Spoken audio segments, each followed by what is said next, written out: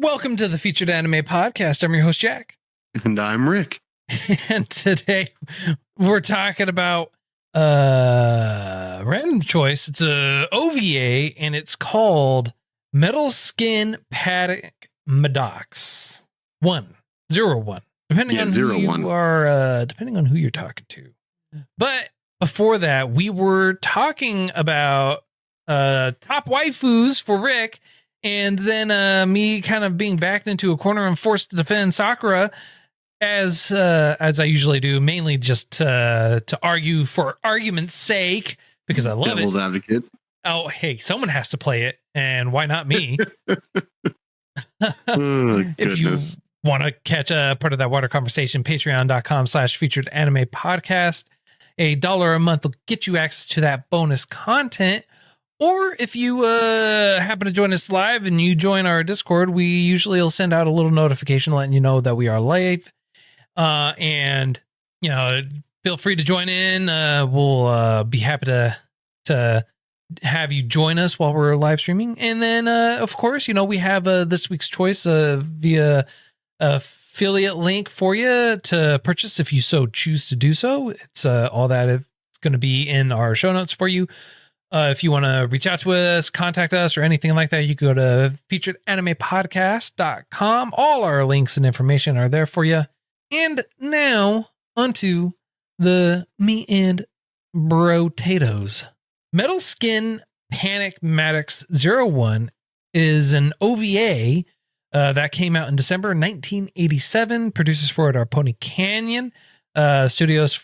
Studio for it is Artmic and AIC. It is an original, and the genres for it are action, sci-fi, and mecha, and it ran for about 42 minutes.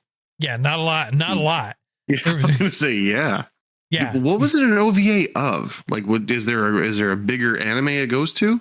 No, it didn't. When I said its source is an original, I meant quite literally that this was just an original. There's like nothing to it. It's like it's an original. Oh, I always associated the term or the label of OVA as like an extra to an existing OVA anime. Stands for original video animation. Oh, so like if you got a Bleach OVA and it ties into the main story, or an OVA like we saw on Unlimited, where Unlimited turned into like a whole other anime, but as a side step to a different one. I thought that's what this might be, but it makes sense. Like it's Gundam style fighting. It's think Dragon Ball. No, not even Dragon Ball. It's not that old. Maybe Akira style animation. You know? What do you mean? Like the way that the people are drawn. No, I wouldn't say that. I mean, like it's close to. It's kind of like a mixture between Dragon Ball and Akira, but Akira was much better in my. Oh no, 100%. I agree with you. I was using it as a reference rather than a comparison, but yeah, I gotcha. Akira top 10. So basically, the Madox is a battle suit, and it starts off with it being tested against other tanks. So you see like kind of like the testing phases for it to get to that testing point. It's like more so kind of learning the mechanics of it. You don't really see the testings beyond it, but it gets you the idea. And then the pilot destroys the tanks in this exercise, humiliating a Lieutenant Kilgore, you know, This is like, I thought they were trying to do a play on words personally, but I digress. When he loses against this Madox, he has this personal vendetta against the machine, not even against the person or the pilot, just a vendetta against the machine itself.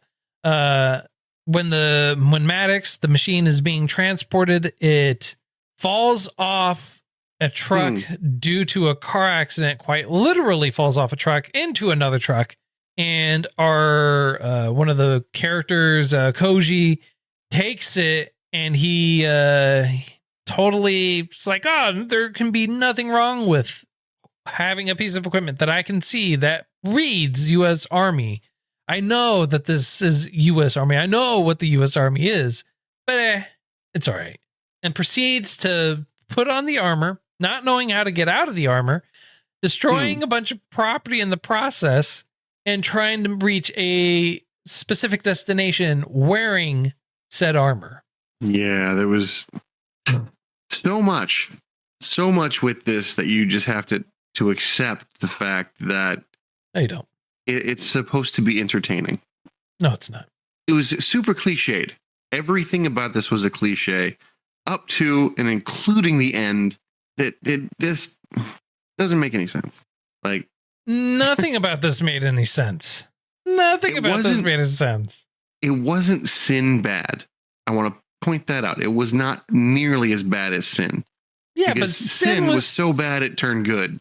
Exactly. This was just bad and bad. It wasn't all bad. Like, it was okay, it was fairly bad, but it was yeah. It wasn't horrible.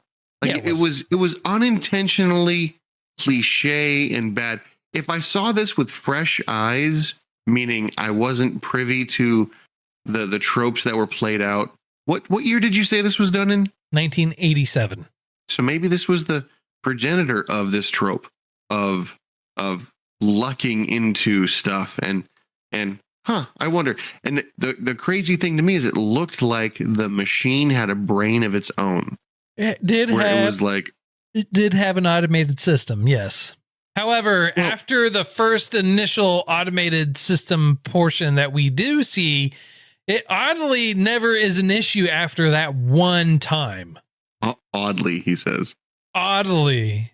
Also, oddly, you have a very, very, very, very expensive piece of equipment that is really advanced.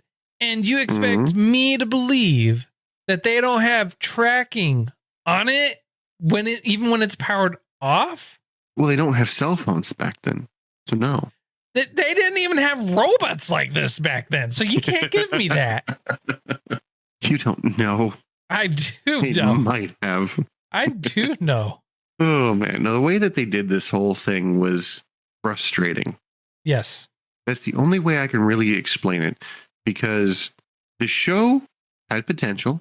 The idea behind it, basically this goof lucks into a mecha suit, which I've seen countless times in other anime that are far better.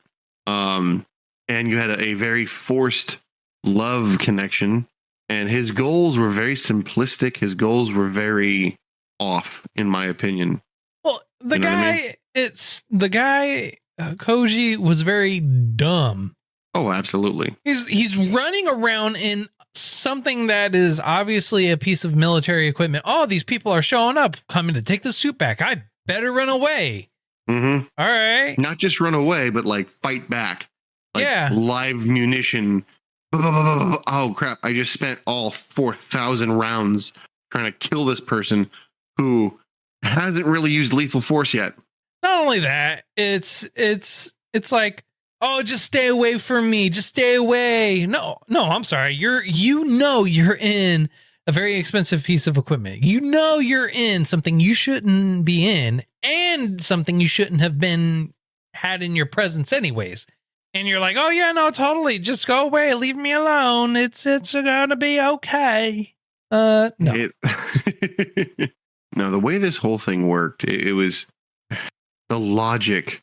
I gotta make it to this place because the love of my life, who I broke up with and I shunned because her father's making her leave the country in a Romeo Juliet style like escapade, that like she wants to meet me this one last time on the top of the tallest tower on the observation deck. I gotta make it there. Sleepless in Seattle, anyone? Dude, right? But no, Mecha sleepless in Seattle because he's got this armor suit that could fly him directly there, basically in an instant. Yes. But he's like, I'm going to take the subway for some reason, and I'm going to get caught. And oh no, I'm going to go deeper in the subway for some reason. There's a lower floor than the subfloor. Well, here's the thing, right? He shows up. He gets forced under or into the subway to try and get away. And then they're like, yo, you have to give up. You have to give us that. No, you can't stop me from getting to my destination. You just need to go away and leave me alone. And now I'm going to shoot you because you're not going to leave me alone and take your obviously very expensive piece of equipment. Yeah. How dare you? Yeah. Why would you do that? How dare you not let me take it? I have every right to keep this very expensive piece of equipment. This robot. Only because I can't get out. Yeah. You just go away. Go away. Shoo. And he hears these people. He hears them. Stop. Give the suit back. At no point in time does he ever go, I don't know how to take it off. Right? At no point. Well, like, there's a lot wrong with that guy. Like, like, I can understand why her dad. It's like, seriously though. We should send you abroad, get you away from this guy. He's not the sharpest tool in the shed. He's an engineering student. I don't know what you want me to say. I mean, I expect he's an engineering student that reads half the manual and skips the part about getting out. He does more than skipping. Idiot. Yeah. Just straight idiot. Yeah. No, with this massive over it. Let's call it with this massive what is it called? With this massive suit of armor. The Madox thing, right? That's what you were talking about. Yeah. So like if he could just get out of it, it would be so much easier. But he's stubborn and he's like, I'm going to take this massive suit of armor and I'm going to scare the crap out of my girl. Why? Because I can. Why? Well, it's not even that, right? He's not even thinking about that, which just speaks to his level of intelligence, right? It speaks to his level of intelligence. Stupidity. Yes. Beyond stupidity. Yes, actually. Yes, very much so. Like, do I really need to like spell it out for you on like, oh, look, someone that's, in a piece of armor is going to show up and talk to my girlfriend. What is he trying to do? Is he going to try and take her hostage? I mean, like, that's the only thing I can think of why he doesn't want to actually give back the suit. He wants to take her hostage. Ooh, that's dark, bro. That's dark. I'm just saying, dude. Like, that's what I think is really going on. I think that's why he wanted the suit so bad. I think that's exactly it. Like, is it? Well, no, he couldn't get out. He was trying to get out a few times, but he couldn't. No, he stopped trying because towards the end, he knew about the eject and he had no problem getting out then. But he was just, see, at that point, that's because like the person he was fighting turned into his friend, who was also the manufacturer of the whole thing, ended up being like, oh, guess what? Guess what we can do? You didn't read the manual? Well, here, let me give you some advice. And then she fucking disappears. No, hang on. No, she told him, or not, she told him, he read that there was an eject because that was something he specifically said. Oh, that makes sense. That's why there's an ejection. That makes sense. That's why there's an ejection button. Yeah. So he saw the ejection button and was like, gee, I wonder what that does. I shouldn't touch it. It's a big red button. Well, it's not that. It's a giant thing that said eject that you turn. And he didn't think, oh, that might get me out of here. Yep. I'm going to try everything else. I'm going to blow up crap. But that button, that twisty motion, I can't do it. That's a bit much for me. Yep. Yeah.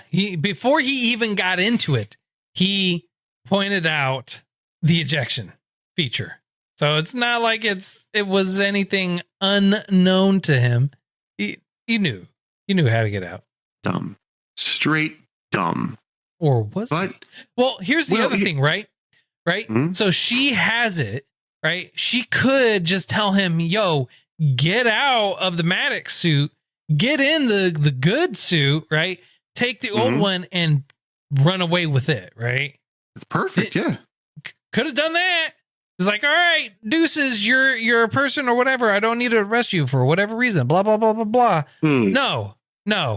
Yeah, the expert pilot decides not to get in the brand new state-of-the-art machine. Gets in the reject. Yeah, gets in the reject. And then, I mean, don't get me wrong. At a certain point, I understand there's nothing you can do. You have to fight Mr. Douchebag over here who's like, I love war. War makes me feel alive.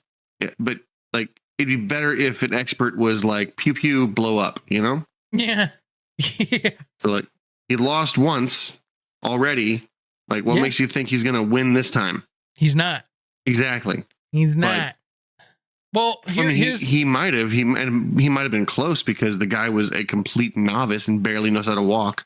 Yeah, well, I mean, like in the few hours that he had the suit, he gained a mastery of it to the next level. That's why what's her face?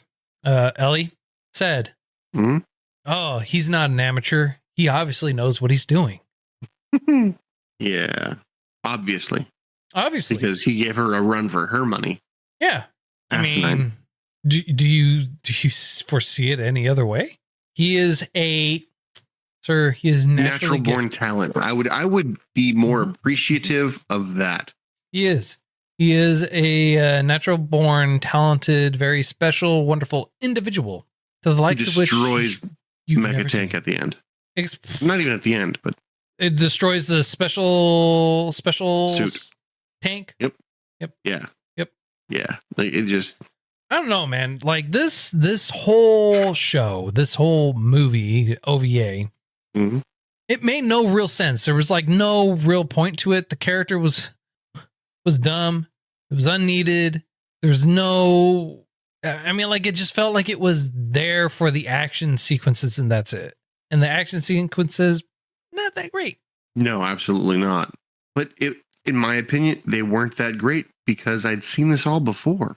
Like it's not new to me. This stuff is very cliched. It's very uniform. It's very expected. But again, who knows? Back in the day, when this shit was brand new and great, that maybe it was just, I don't know. Maybe it was better. Maybe it was fresh. Maybe it was the pinnacle of what they were hoping for. Maybe it was brand spanking new. It was a great idea at the time that we've just bastardized over the course of the last 28 years. Sure. 27 years. Oh, it's been longer than that, dude. It's been almost 40. Wait, you said 85? 87. 87. Almost 40. Yeah. Yeah, man. Hurtful. It's been 36 years. Uh-huh. Mm-hmm. That's not almost 40. That's a solid 36. That's a young 36. That's youthful. Anyways, as we get away from your obvious tender heart, about apparently almost 40 years. No. It's a young 36, okay? Gotcha. It's a youthful 36. No. I got you. Hey, you're good. No worries. No judgment. Unlike this show or movie, which not that great. It does not have a place on my top 10 list. It doesn't have a place on the top 100 list. It was pretty bad. Not even enjoyable. It was just like kind of really all the way through. Like, come on. It was not great. But you were rooting for him. No, I wasn't. I was hoping he would die. Just really? Yeah, like after the first few seconds, it's like, man, you know what? Just pop a cap in him, be done with it. Should have just like had someone walk up sneakily and just like pew pew, done. He had his helmet open, he had the head open the whole time. You could have had a sniper. Yeah. Boom, take him out. No, the mecha machine would have sensed, someone targeting and zeroing in, and all of a sudden the shield would come down and ching, ching, ching, ching, ching. For some reason, this mecha was able to survive countless assaults from munitions, whereas the helicopter outside gets blown up by a sneeze from this thing. Hang on, you're forgetting one very critical thing that this has: plot armor. The mecha has armor. I'll give you that. Plot armor. Literal this time. So yeah. Yeah, you're welcome for that horrible joke. Uh-huh. Yeah. I cracked me up. I don't care about what you say. The movie. True. Yeah, still a better story than the movie. True. Oh, goodness. Yeah, I honestly, I don't really have too much more crap to talk about this show or the movie. What you mean? You don't have anything else? Any other beautiful, wonderful gems you can talk about for this? You know what pissed me off the most about this whole movie? That it was so short, and you wish there were more of it. No. It did not feel long, which I was happy about. It was only But 42 minutes. really I hope it upset me- didn't feel long. You know how some movies like Katakuri Circus feels really long. That's only 36 episodes, and we still need to record it. Oh my god, it's so hard to get through it. It is so hard to get through. Oh my god, I hate that. I'm show. not done yet. Are you? No, not yet, man. Did you I hate finish it. I hate it. I'm waiting for you to say 'Cause I for you didn't. to say you're done, and then I'll watch it. Oh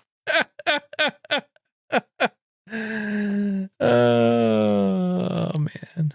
The last thing that I was saying was the thing that pissed me off the most about this movie was his whole thing was the girl was being shipped off and she just wanted to see him one last time, so he was rushing to her. No, she was back. She wasn't shipped off. That was a while ago. No, She's back. No, they were supposed to meet at 8 a.m. before she left. I thought she Or 8 was p.m. No, like She was about to leave, but they wanted to talk. No, like she was back. No. Yeah, totally. She had because it was The timeline I saw, they had a fight, let's say Monday. She's leaving on Friday. She was leaving on Saturday. Thursday night. She was leaving 4 days after they had talked. And it was on Sunday that she was leaving.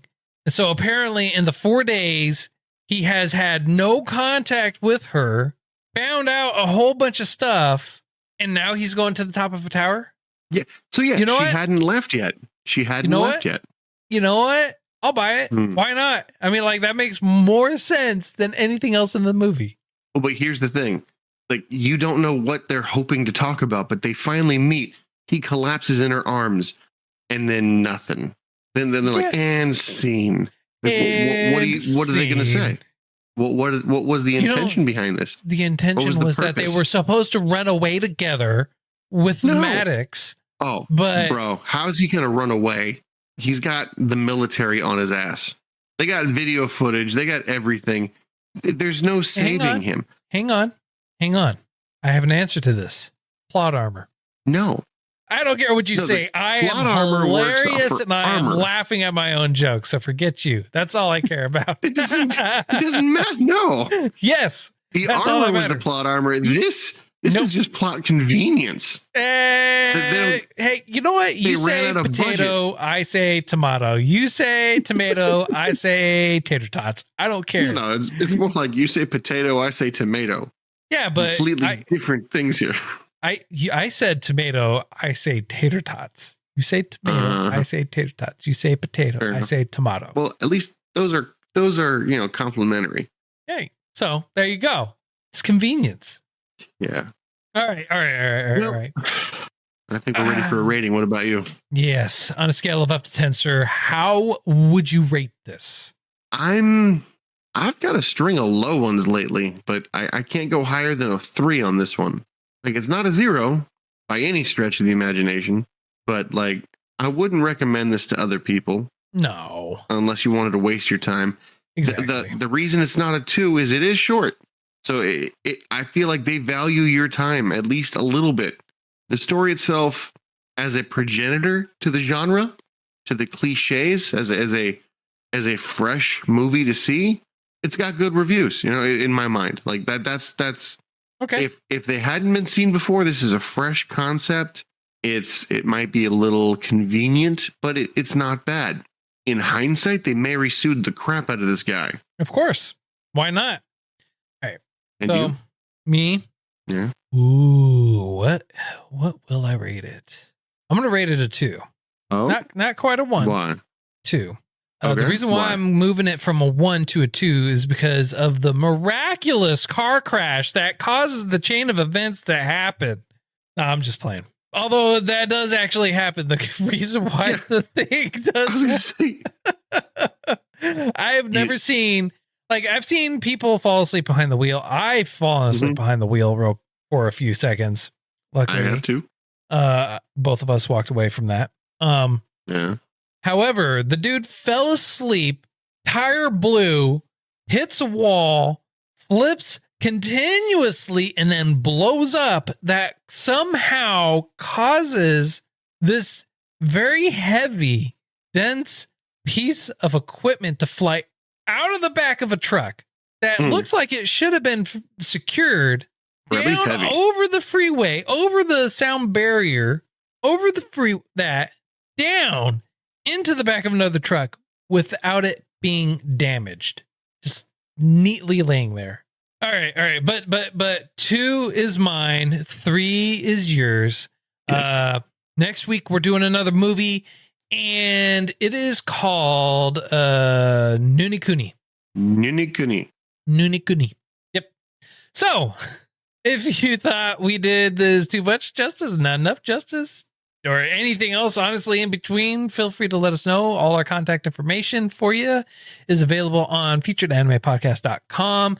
If you want to give a recommendation on what we should watch next, you can also go and fill out the form that we have on there. If you want to hear the pre and post show that we usually do with every show, patreon.com/featured anime podcast. $1 a month will get you access to that bonus content. And if you want to buy the movie that we were talking about today, we do have an affiliate link for you in the show notes as well. It would be very much appreciated if you use that link. It will allow us to get a little bit of a kickback at no additional cost to you, of course.